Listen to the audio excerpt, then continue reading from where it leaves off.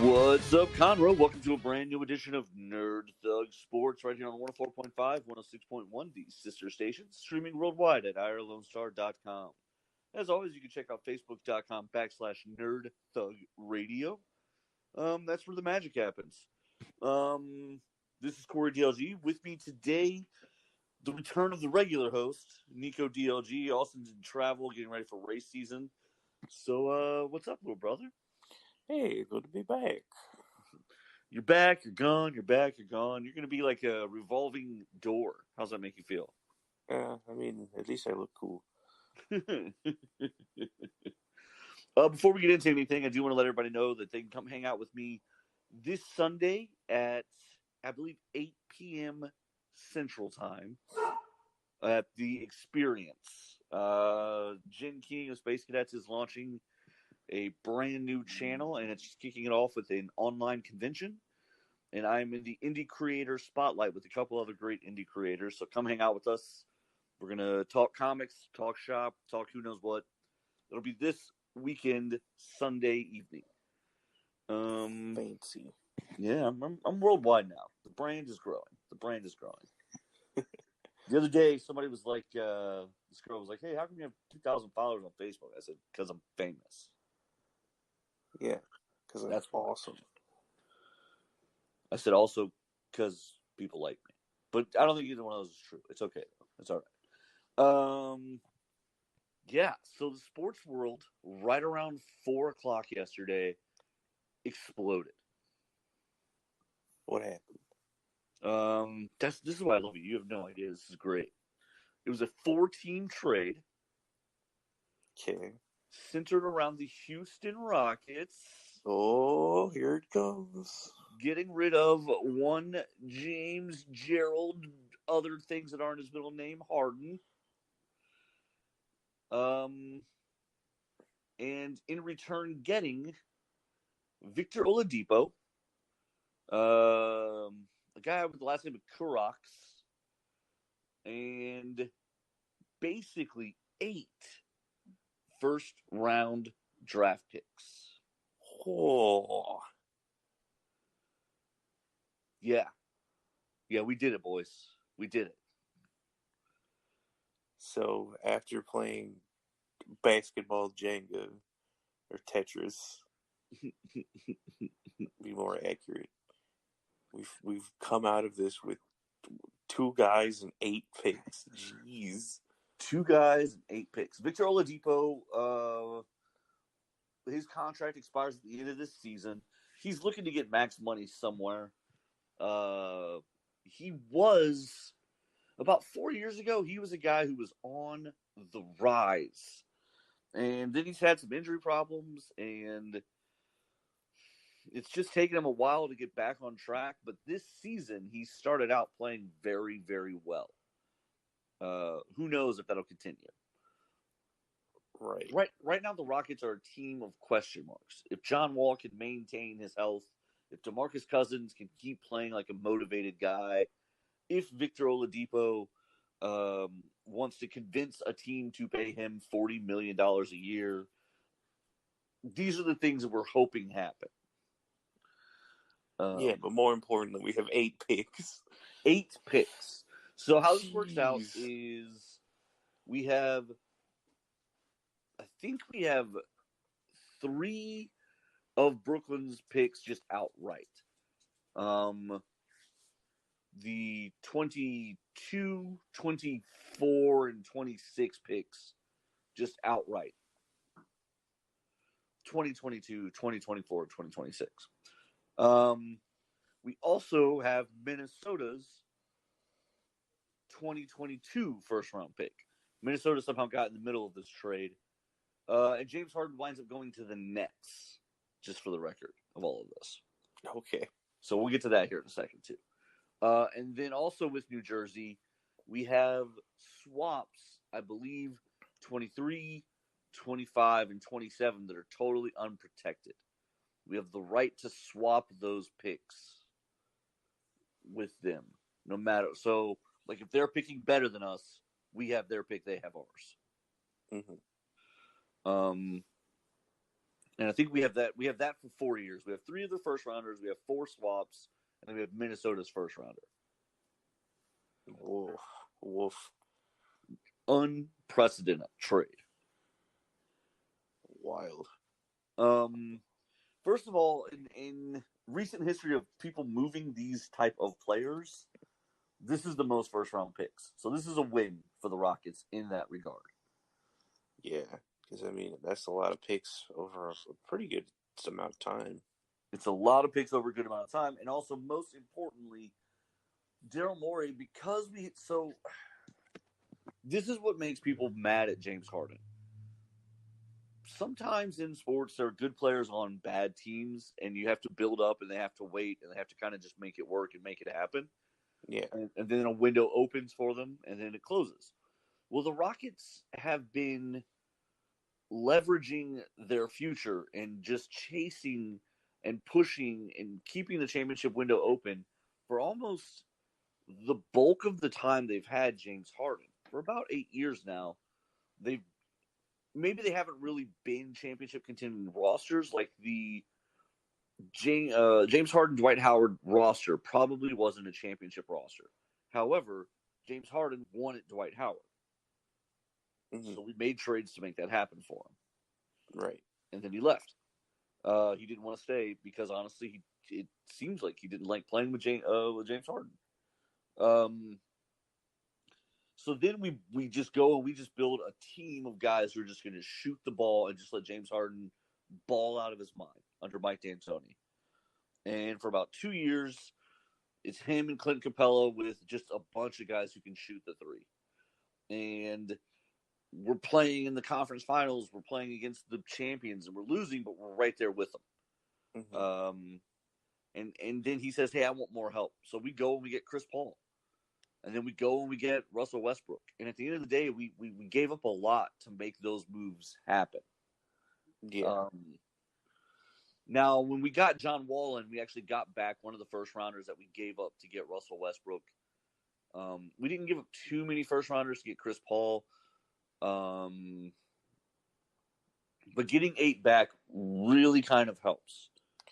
Well, that and, like, the Rockets is in such a weird place right now because they basically blew up their whole team and, you know, new GM, new head coach, new everything. Like, and James Harden wanted nothing to do with it, apparently. Right. And, it makes sense for us to, not only blow up this team and, you know, literally a reorg of the entire organization effectively. And then, having that many first rounders is just such a good feeling because it's we can build from here and we can actually build a competitive team. Right. And the other thing of it is too, is the NBA sometimes things happen fast. And so there's an opportunity where, you know, if one or two of these picks really pops off and turns into a guy, you know, that just excels and exceeds expectations, the rest of the picks suddenly are tradable again. You know, you hate to repeat the same mistakes, but they're not really mistakes when you're chasing. Like, right now, the Lakers just won a title. To get to that title, they had to give up picks and players to get Anthony Davis to pair him with LeBron James. That was just the reality, but it's already resulted in one title for them. That's what happens in a lot of these. The Golden State Warriors are the exception, where they've given up nothing to get this system that they have. Right, but even then, that system only ran for so long before. Right, and then injuries crippled that team. All of those guys came up together, and they all got old at the same time. I mean, Klay Thompson and Steph Curry and Draymond Green, they've been teammates for 6 or 7 years at this point. You know, probably even longer than that, honestly. Jeez, 8 or 9 years maybe. It's not, you're not going to stay healthy, but you're going to have down years. And so, and even the Nets, you know, they did it in an interesting way where they were so bad for so long that they just went young. And they just had so much cap space because the roster was filled with, in pro sports, the longer you've been in the league, the more you're entitled to as a minimum. The Nets had no one old on their roster. There was nobody that they were owing a lot of money to, even at a minimum. They were literally just paying a bunch of kids on their team. So they literally had enough money to go get 2 max guys and still had money left over. So they had signed DeAndre Jordan, Kevin Durant, and Kyrie Irving last year. With Kevin Durant obviously rehabbing an Achilles, he'll be back for this season. So now this season, their lineup somewhere is Kyrie Irving, James Harden, Kevin Durant, DeAndre Jordan, and somebody. The next two guys on their roster, they traded in all of this. Chris LeVert and I'm blanking on the other guy's name. Kurocs. Kurocs is in the rotation. He's a good player. He shoots a three, plays defense. He's a nice guy. I actually like him a little bit. I use him in the NBA 2K22, 21, whatever I have. I like him a lot. He's a decent rotation player. Yeah, I think it's interesting because we wind up with this full roster, but more importantly, these picks. We might be a playoff team this year, and then it becomes like, can you stay competitive while you build? Yeah, because that's usually the trade off. Usually, you sacrifice being competitive for a little while to rebuild a strong team.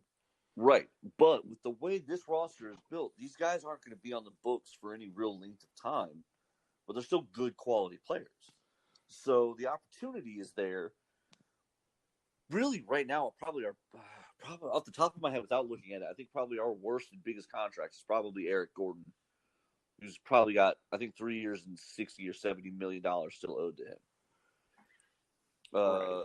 And he's the guy who goes back and forth between starting and the bench. So he's good. He's just he's a sixth man. He's in our rotation is the problem.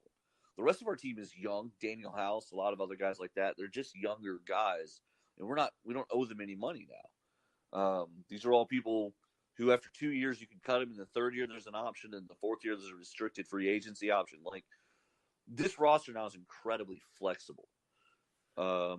Which is something we couldn't say before. We really couldn't, because we were perpetually building for James Harden. So, because of the cash strap situation we found ourselves in, we were signing guys to these long-term crazy deals because that's the only way we could bring them in. We couldn't give them 1 year at $45 million, so we had to give them 5 years at $100 million to fit them under our cap, but also to give them the money that they wanted. Mm-hmm. And so there was a lot of deals structured that way so that we could still try and be able to bring in more help in trades and stuff, but also field a competitive roster. So now we just got to kind of ride out the Eric Gordon contract. There's probably one or two other contracts on the roster that are structured that way because of the James Harden era. But other than that, I mean, John Wall, I think, has 2 years left. Oladipo's done this year. DeMarcus Cousins is probably a 1 year deal because that guy, he just wants to get healthy and sign a big contract somewhere. I don't know if it's ever going to happen for him, and I feel really, really bad.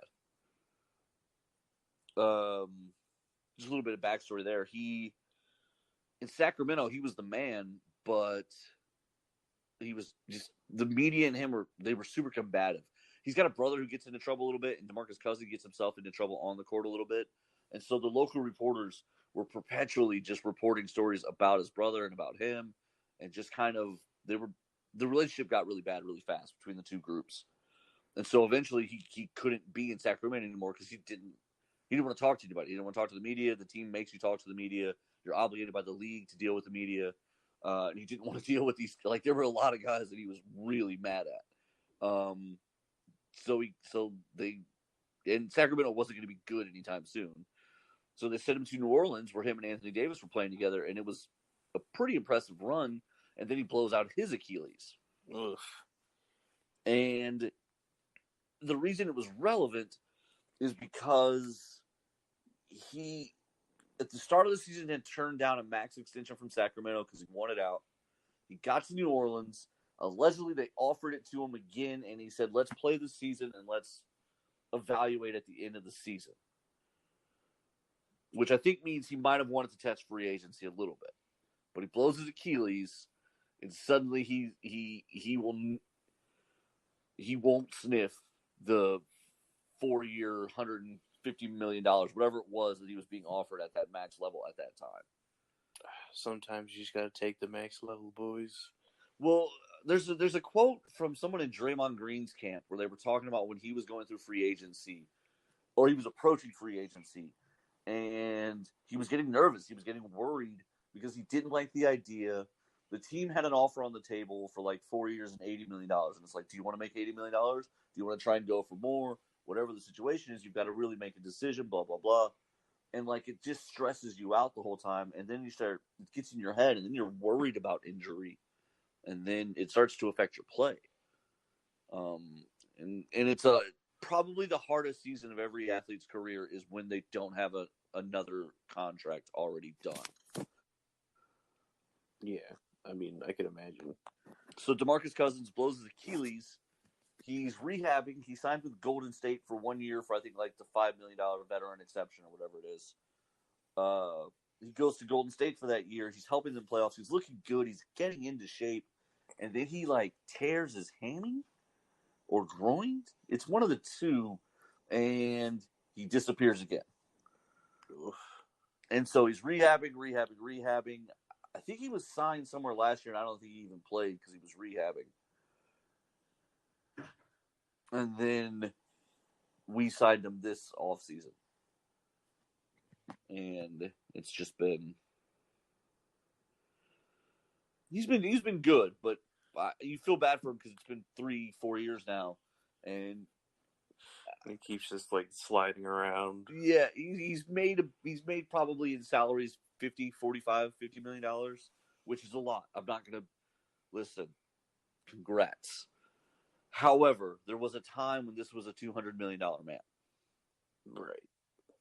And that happens in the league, and it hurts. Isaiah Thomas was another guy who was lined up to be a $200 million player, and he's just going team to team to team, bouncing around now. Potentially, if Rajon Rondo had been less of a jerk, he'd have been a $200 million guy. But he's probably less mad about it because he keeps signing these 1 year, like $12 million, $15 million deals to be someone's starting point guard for 1 year.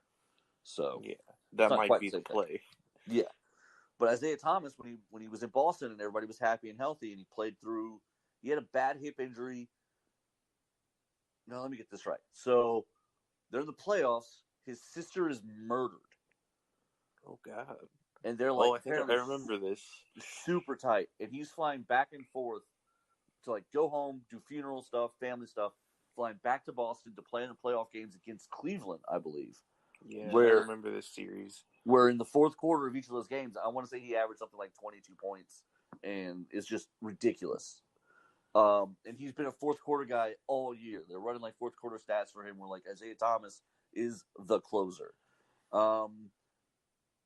They can't, whatever happens, they don't, like, Boston's, like, in love with him, but they don't give him an extension at that point.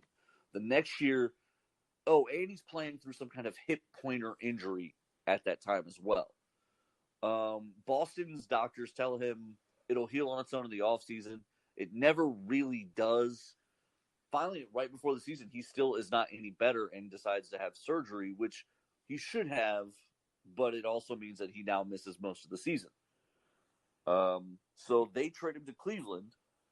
He's on the last year of like his rookie setup, his rookie deal. So he goes to Cleveland for that year. He never even really plays for them. By the time he gets healthy and starts playing, they're worried about their playoff run. They trade him almost immediately after he's healthy. I think he plays only like 2 weeks in Cleveland. And ever since, he's just been going team to team to team. A tragedy, really. It's weird how it happens to you, right? Like, it is what it is, man. But it almost makes me think that, like, if you're ever an athlete in the rookie situation, when you're at the year 3, 4, 5, whatever it is, if you get any kind of real injury, you get the surgery right away. Yeah, you can't risk it. Yeah. You get the surgery right away and hope the team gives you enough time to come back before they make a decision on you. But yeah, I think for Houston, this has been a win-win. For the New Jersey Nets, it obviously makes them. They went from like a whatever team to like what the heck team. Yeah, kind of, because like I don't think anybody really believes the Kyrie Irving, Kevin Durant thing is going to work. But now listen, personality-wise, I don't think anyone believes the Kevin Durant, Kyrie Irving, James Harden thing is going to work any better. These are not three people who are easy to deal with. Now, Kevin Durant, as far as players go, all the players say they love him. But Kevin Durant, He doesn't have a lot of media presence. He does some angry things. He used to make burner Twitter accounts to defend himself on Twitter from people. That's huge. So this isn't a team that's necessarily personality-wise designed for any kind of success. But if they just look at the basketball and just focus on the ball going through the hoop, there's no telling what the limit is for this. I mean, this team could score 300 points. Yeah, this is your like 97 billion point team, but like also the team that gets their feelings in a bunch. This is going to be the team that gives the best quotes when they win by 40, and they're still all mad at each other. Yeah. Like, really could have pulled his weight, and he's like, top score 55. Next one below is 45. It's like, oh, yeah, geez, should have scored 10 more points. The other thing that's important about this is James Harden's 31. Kevin Durant, I think, is 31 as well, and coming off of a significant injury. Kyrie Irving has already had knee surgeries twice and is 28, I believe. This team could very easily be the team of nobodies, just as much as it is the team of. Yeah, this could either be 3 billion points or 3 injured guys. Like, right. So there was a time in the Rockets' history that was incredibly frustrating if you were a fan, when Yao Ming and Tracy McGrady were paired together. We had one of the best supporting rosters in all of basketball. Guys like Louis Scola, Carl Landry, just everyone up and down the roster were these go-getter, teammate first, like awesome guys. But the build of the team was around Yao Ming and Tracy McGrady, who every year would play maybe 20 games together before injuries separated them. Yeah, because Yao Ming was 9 feet tall. Yao Ming apparently had a shoe size that was like a size 12 or something, which is big, but not a 7 foot tall guy big. Whereas Shaquille O'Neal wears something like 20s. Nice. Just to give you an idea of why Yao Ming couldn't stay healthy in the league, his feet couldn't support, and the training staff for the Rockets consistently they wanted him to work out and get strength, but they also were always worried about his weight, so they were always like having him diet because they didn't want him over a certain weight because of the small size of his feet. Yeah, and the fact that he was literally, how tall was he? Like, literally 8 feet tall. Yeah. Like, humans aren't supposed to be that tall. You really can't. Tracy McGrady, for all of his greatness, he was always at his best when he was like the third or fourth guy. It felt like he never wanted to be the guy. When he was in Orlando, they kept pairing him with other guys and it just never worked. He leaves Orlando to come to us, and it never gelled. And then the kicker for that was there was almost a trade for Tracy McGrady was almost traded to the Clippers for Baron Davis, who I love. I think Baron Davis is one of the most fun, exciting point guards that was playing at that era. He had been on that Warriors team that came out of nowhere that I loved. And instead, Tracy McGrady heard he might get traded to the Clippers, and he had optional knee surgery to avoid being traded. That was a low point in everyone's conversations. But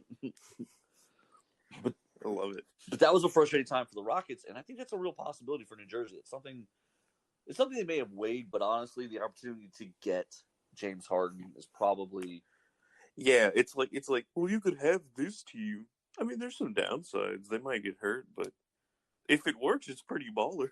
Yeah, I can't imagine a situation where you don't want James Harden on your roster. Right, especially considering they went from literally like a whatever team like 2 years ago to like this. Yeah. 2 years ago, they were being talked about because they were overperforming because all of their young rookie kids who've just been playing just unregulated minutes because what do we care? And they were developing. Chris LeVert was developing into a pretty good player.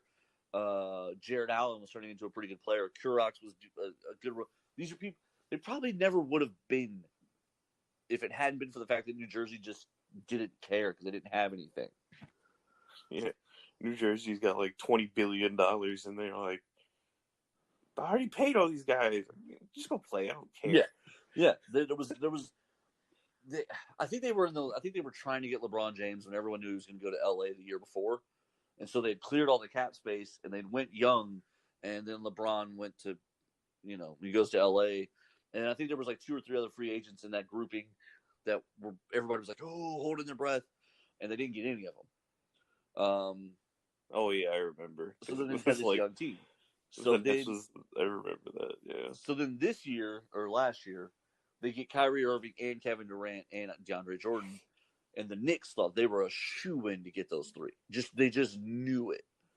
Oh, and yeah. They were so excited. They were waiting for their phone to ring. Never once did it ring. Never rang. And here's the dumb part: the Knicks never called anybody. Yeah, they're like, obviously they're going to call us. Literally, no one calls them. So by the time New Jersey's literally got them on planes to come talk, like, contract, the Knicks don't even know that it's happened. Yeah, they wake up the next morning and it's like, what happened, guys? Nothing. No one even called us. No one called. They're seeing the little scroller on ESPN. Kevin Durant signs to the Nets. Kyrie Irving signed to the Nets. DeAndre Jordan signed to the. What is going on? Oh, those were my guys. It's like you didn't even call them. Right. Yeah, the Knicks are just the worst organization. Well, listen, there was a massive 4-team trade yesterday for a bunch of teams to all get better, and the Knicks didn't even make a phone call. No one even wants to talk to them. They're a mess. They are a mess. Speaking of messes, we got to get into this. It's the NFL offseason for most teams. Not all teams, but most teams. The Philadelphia Eagles have already fired their coach, Doug Peterson. Nice. The Texans have obviously fired their coach. The Texans have now started their general managers, or they've already finished the general manager search. They signed Nick Caserio, which infuriated Deshaun Watson, our star quarterback. Awesome. Always a good sign. It made him furious, not because he doesn't like the guy. I want to say this first. I'm going to say this before we get into the other part. Nick Caserio has been the general manager for the New England Patriots. Now, yes, Bill Belichick has the ultimate say on everything in that team and on that roster. But it's really important to note that, to me at least, there has not been a team more Super Bowl prepared every year, roster-wise, other than the New England Patriots. So for 20 years, that team has been ready to go to the Super Bowl. And this guy's been a part of the organization for something like 12 or 14 of them. Right. So we'll get into why Deshaun Watson is bad, but I want to say this first. Some people were trying to criticize the draft picks of late of the Patriots. Oh, well, they don't have a lot of top tier starters that they're getting in the draft. But the reality is they have a really good roster that's mostly already set because they've found guys over the years that they've developed into these places. Julian Edelman, Danny Amendola, they don't have to draft another receiver because they already have their top 2. So they're not as worried about things as other teams are. Right. Also, they had the luxury of knowing that all kinds of guys want to sign with them for the veteran minimum so they can win a Super Bowl ring. Yeah. So the reality for them is a little bit different. But some people were trying to criticize the last 4 or 5 years of draft picks where they haven't necessarily panned out as well. And it's well, first of all, there's no room for these guys to develop. We're playing for championships every year. We don't have time to build these guys up. Yeah, unfortunately, our team has to just be good. It doesn't have time to be right, bad and develop and then be competitive like every other time. Right. So if we draft a guy and he's not good enough to start, we're finding a starter this week. Hey man, somebody's playing, and if it's not you, it's the next man up, and that's true football mentality anyway. But that has been the way the Patriots get it done, and they go out and they find guys and they bring guys in, and they are always Super Bowl ready. So in that regard, to me, the hiring is awesome. Huge hiring. Great hire. Loved the hire. The problem comes in twofold. Cal McNair told Deshaun Watson 2 things this offseason. He said, when they fired Bill O'Brien, he said, listen, I will give you the list of finalists and give you time to talk to them as a representative of the players for my team. and then I'll make a decision after everybody talks. That didn't happen. Mm-hmm.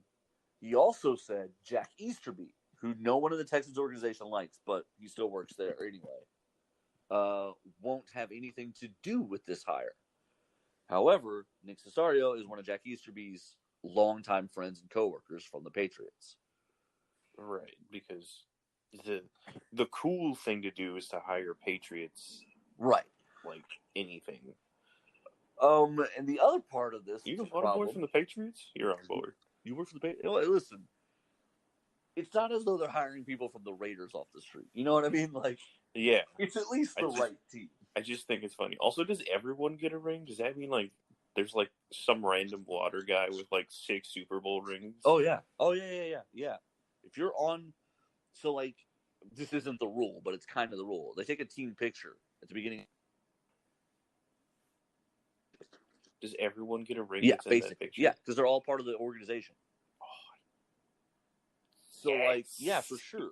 If you're the equipment guy, yeah, you've got a Super Bowl ring. You've got several. You work for the Patriots. It is kind of neat. Pretty awesome. In baseball, they vote on who gets a share of the championship. Like, everyone who gets a share gets a ring and gets a cut of the money. In baseball, the team votes as a team who's on and who counts. In football, it's basically everybody in the organization. So, like, when someone wins a Super Bowl, I think they make like 150 rings or something. It is a lot of rings. But yeah, like if you're a practice squad player, hey man, you were on the Patriots. You won. You get a ring.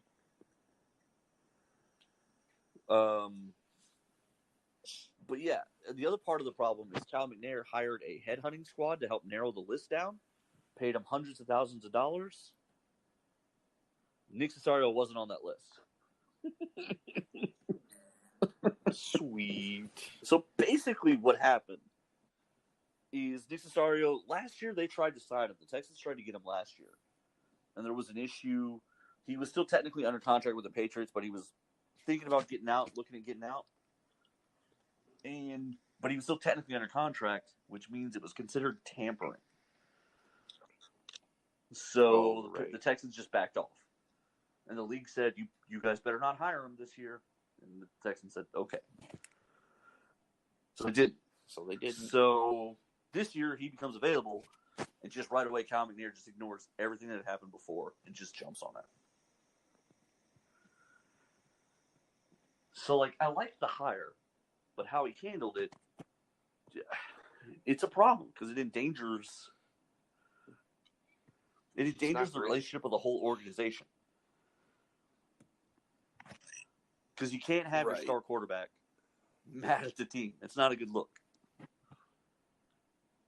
It's not a good look at all. So we're going to take a break here, and when we come back, we're going to focus on teams probably making a change at quarterback, and then also this coming week of playoff games. This is Nerd Tech Sports. We'll be right back.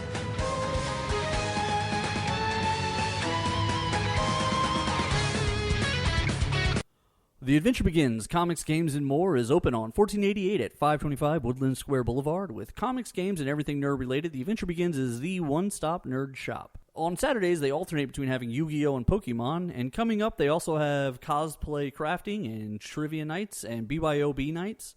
They're currently offering a 10% discount for limited time, which will be valid for as long as you grab your books every month.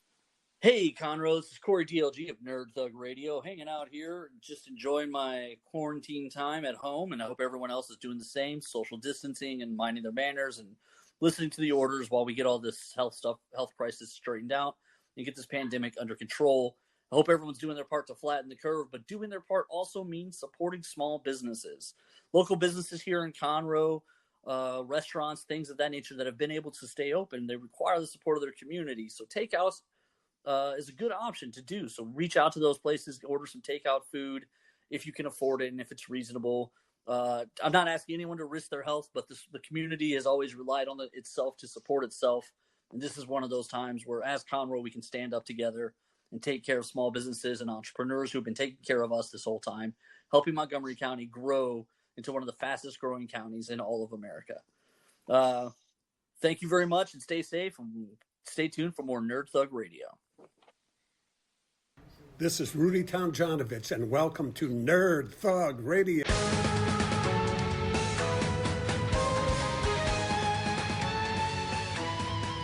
Welcome back to Nerd Thug Sports, right here on 104.5, 106.1, sister stations. Streaming worldwide at ironlonestar.com. As always, make sure you check out the Facebook page, facebook.com/Nerd Thug Radio. That's where all the magic happens. And of course, make sure to come hang out with me this Sunday at 8 p.m. And if I'm wrong about the time, it'll show it on the link. I'm in the Indie Creator Spotlight at theexperience.com. It's exciting. I'm very excited about this. We'll be posting links on the Nerd Thug page, on my page. Come hang out with me. We're going to be, the career is expanding. You know what I'm saying? I'm going to be everywhere. I'm a brand. Before we get too far into anything, let me tell you about our friends, or actually Nico's going to tell you about our friends. The Adventure Begins, Comics, Games, and more. The Adventure Begins, Comics, Games, and more is open and at full operating hours. If you want to come inside the store, you are going to need to wear a mask. But if you want to be a little bit more safe, they do have delivery and curbside options available. They are having events run back up. Friday, January 15th, is the Star Wars Game Night. January 16th at 2 p.m. is the Pokemon Casual Meetup. Also the 16th at 6 p.m. is Hammer Time. That is the Warhammer and Tabletop Warhammer meetups are back in action. And finally, you got 2 weeks left on their back issue sale. So on Wednesdays for the rest of January, they're going to have up 75% off comics in the backstock area and off 25% off of comic bundles, hardback, and trade paperbacks. So huge savings. Come on down to the Adventure Begins, Comics, Games, and more. Wonderful location, fantastic staff, well lit, family friendly, always clean. Come and join us and have a grand old time. Yeah, the backstock sale is going to be huge. It's every Wednesday through January. So I think you've only got two or three more opportunities to get out there and spend got 2 weeks money. Left. 2 weeks left? Is there 2 or 3?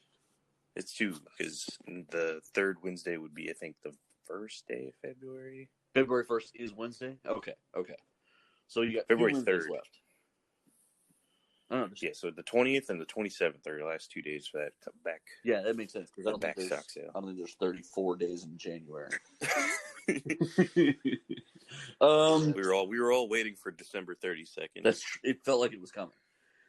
So we were talking about angry quarterbacks here in Houston. What this segues into is the ever famous NFL quarterback carousel. Okay, this season, everyone's favorite thing. This season, there's about 10 teams who love their quarterbacks, about 10 teams who think they like their quarterbacks, and about 12 teams who are definitely sure they don't want to keep their quarterback.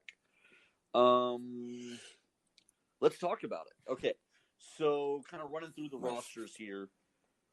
My favorite. Oakland, probably keeping Derek Carr. He had a good year. I don't think there's any reason to make a big change there.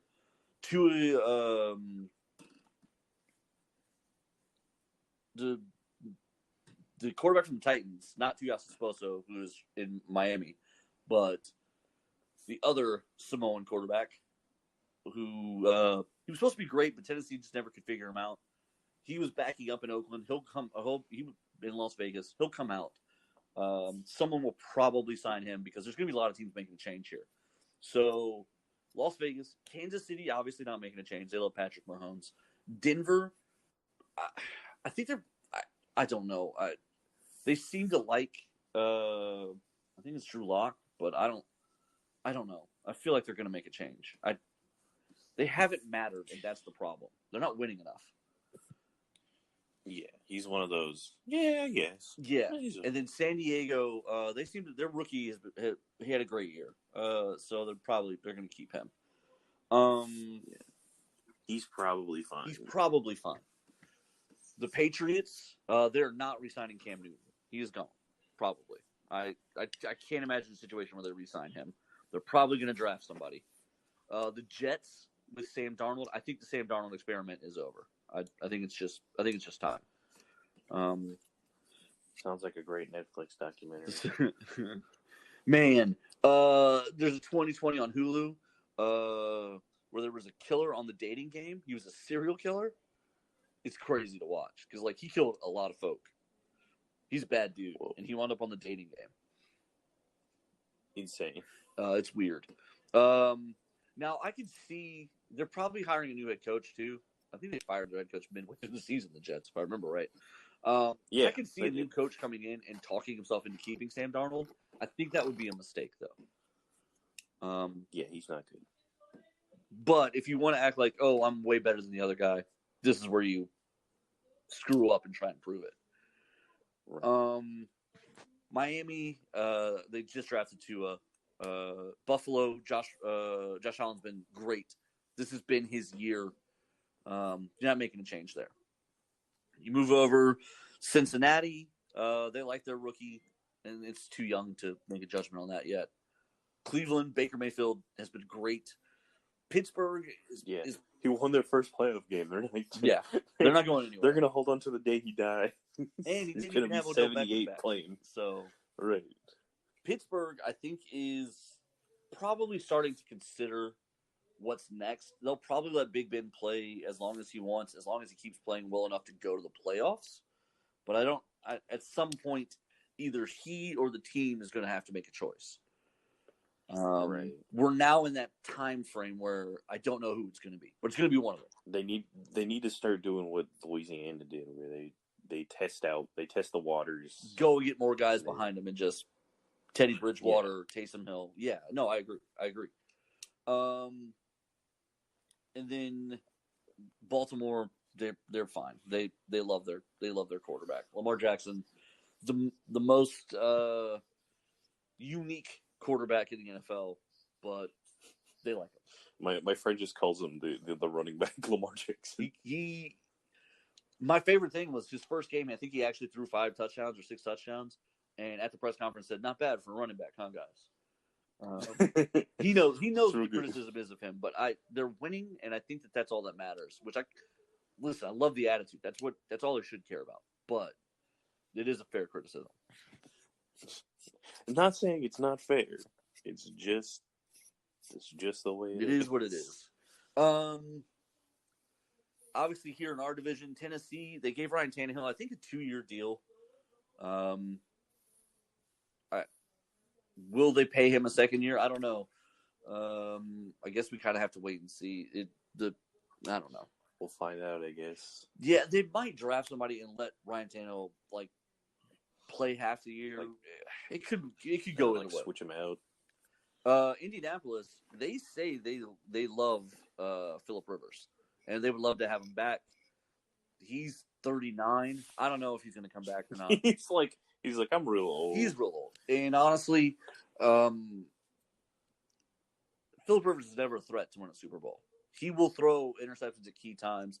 He's like Brett Favre, but not as good as Brett Favre. Discount Brett Favre. Yeah, and only slightly. I'm not going to try and crush him. He is good, but he is not.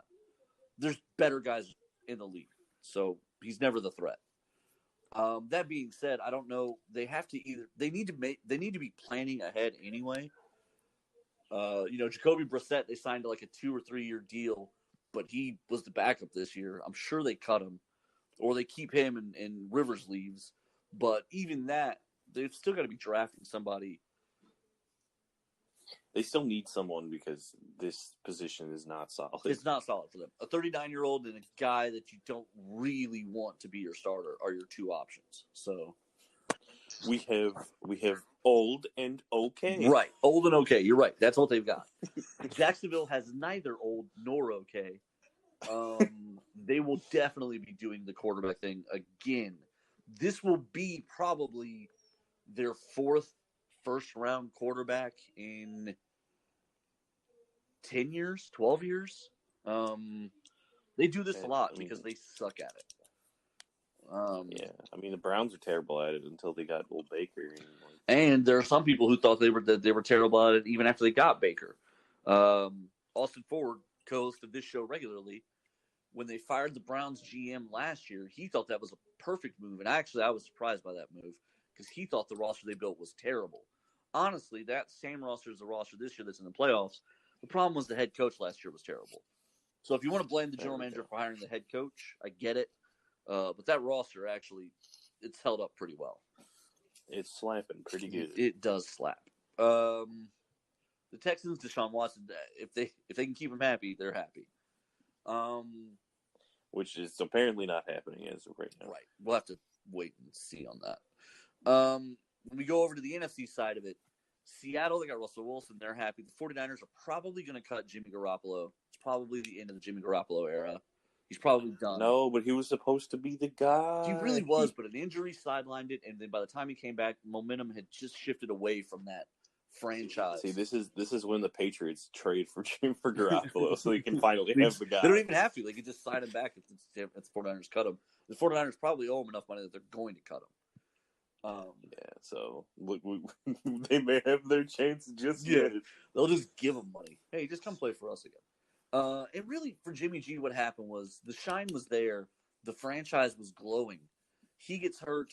They spend 2 years really playing mediocre football, and everyone falls out of love with what they're doing. And now he's back, and it doesn't matter. The LA Rams, one of those Jared Goff, legendary tales. It happens so much in the league. Jared Goff, he's not going anywhere. And the Arizona, not great, but he's not going anywhere. Yeah, he's just good enough. They were in the playoffs again this year. They beat the Seahawks. They're in the playoffs next week.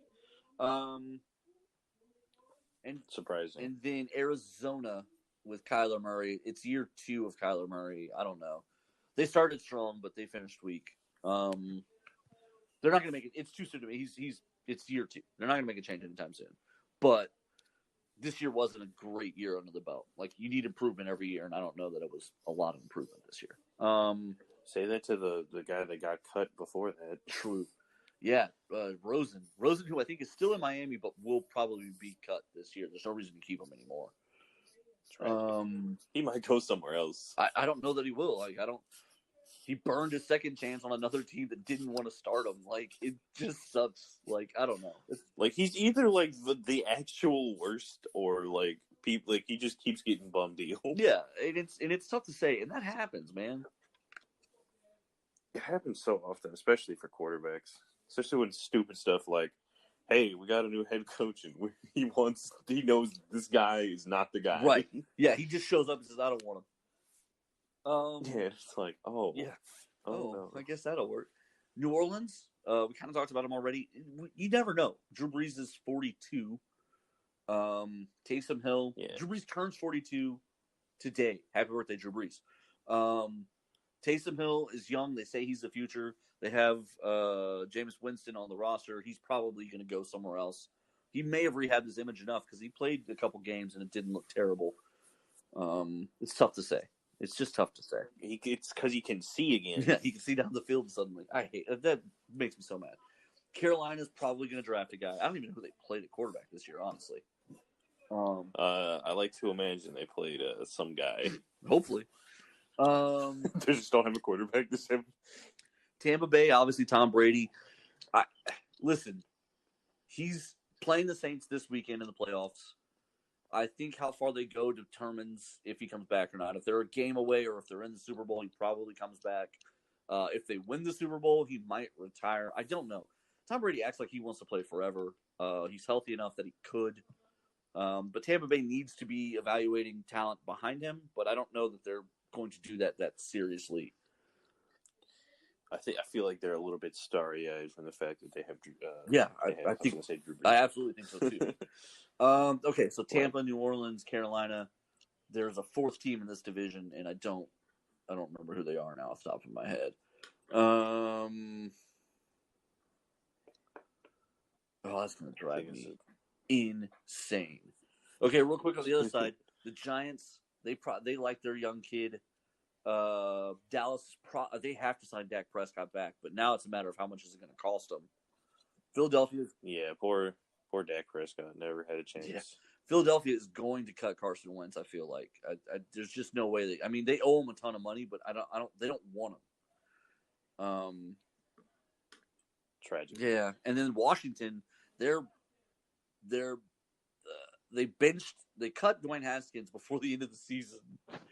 They didn't play Alex Smith week 17. They played their rookie from an XFL league, and he actually didn't look bad. He actually looked he was his heroics weren't enough to get him into the playoffs, but the team got really pumped from what he did. They may have found him, but Washington kind of screws stuff up. It's tough to say. So that's it. That's 31 teams. I can't think of the other team. What about the Detroit Lions? Is it the Detroit Lions? We haven't talked about them. It's because that team's not real. Matt Stafford. Don't make up teams. The Detroit Lions aren't real. This may be the time that the team moves on from Matt Stafford. Well, considering it's a fake team, doesn't matter who they move on to. I guess it's a good point. That makes him not a real person? Is that what we're saying? No, he's a real person. It's just that they say he's on the team, but he's like, what? No, he's not. It's like being like, I have Mark Zuckerberg in my living room. It's like, I'm lying. Well, there are at least a couple guys who would disagree with you, but not many, because honestly, the Detroit Lions don't show up for a lot of games. So, well, it's again not a real team. Not a real team. You could tell me they're like, yeah, we got J.J. Watt and other guys on our team. It's like, no, you don't. Don't lie to me. Well, you're an absolute idiot. But that's probably... It's not my fault they've made up a fake team and put it on the list. I mean, I can't argue with that. All right, let me run through real quick and make sure I didn't miss anybody, and then we'll do picks, and then we'll get out of here. And then Green Bay, and then... Okay, yeah, there it is. Okay. So, Green Bay... Aaron Rodgers, they do need to have some youth behind him, but I don't think it's time yet. I think he's got a while. No, yeah, he just had a fantastic the Atlanta season last Falcons. year. That's who I was forgetting. They got to get rid of Matt Ryan. It's time to start over there. Yeah, he's terrible. Like, he fluked his way into the Super Bowl through a lead, and that was it. Like, he got broke after that. They went 4-12 this year with Matt Ryan healthy all year. Yeah, he's clearly not the guy. Chicago has a weird thing. Mitchell Trubisky, they got to the playoffs with him, and now his contract is totally up. I don't. No, they got to the playoffs because of their good defense. Yeah, but he played okay, good the back half of the season. They benched him for 3 weeks. Make no mistake, they benched him, and then when he came back, he actually looked a lot better. But they're the wild card. They're either going to bring him back or start over. But I don't know that Matt Nagy wants to start over, considering they're 8-8 and they were in the playoffs. And then the Minnesota Vikings 8-8 in the playoffs with a literal Trisket as their as their quarterback. So the Minnesota Vikings, Kirk Cousins, it's worked out. I don't know what's going to happen there. I'm not totally sure. It's tough to say. I think they keep him, but I don't have anything to support that. I think they keep him because it's easier to keep him. Honestly, I think that might be enough. Okay, so this week the Rams are at Green Bay. I'm going to take Green Bay there. What do you think? Yeah, I go Green Bay. I think Baltimore is at Buffalo. This is the tough game. Yeah. I'm going to go Buffalo because Lamar Jackson has never played in the snow. Ooh, that's a fair point, but I'm going to go Lamar just because I just want to see how it goes. Okay. Cleveland is at Kansas City. This is a painful goodbye to the Baker Mayfield Express. Ah, man, I'm so hyped about this team, but Kansas City's actually just a weapon right now. Yeah, I can't... Like, if they played anyone else, I would have been like, ooh, maybe. Yeah, like if the Baltimore and Buffalo were swapped, maybe. Yeah. But no, I can't talk myself into it. No, neither can I. Unfortunately, this is like, it's like they just leveled up, and it's like, oh, look at them go, and it's like, oh, there's just a brick wall in front of them. And Tampa Bay is going to be at New Orleans in a battle of the retirees. Oh, that's pretty good. I'm going to go New Orleans on that one if I'm being honest. Because it's at New Orleans, I kind of want to agree with you. It's hard to say Tom Brady isn't magic though. I'm gonna take Tampa Bay just because you took New Orleans, but I don't love it. All right. That'll be our. I guess we might tie because of the Buffalo-Baltimore thing. We'll see what happens. That'll be the tiebreaker. Okay. All right. So all that being said, thanks everybody for listening. We're probably up against it here. On behalf of little brother Nico and myself, same Nerd Thug time, same Nerd Thug channel. Thank you to The Adventure Begins. Wash your hands, stay safe, stay clean, wear a mask, fight the power, Black Lives Matter. Yeah, you guys take care. Have a great day. Talk to you tomorrow.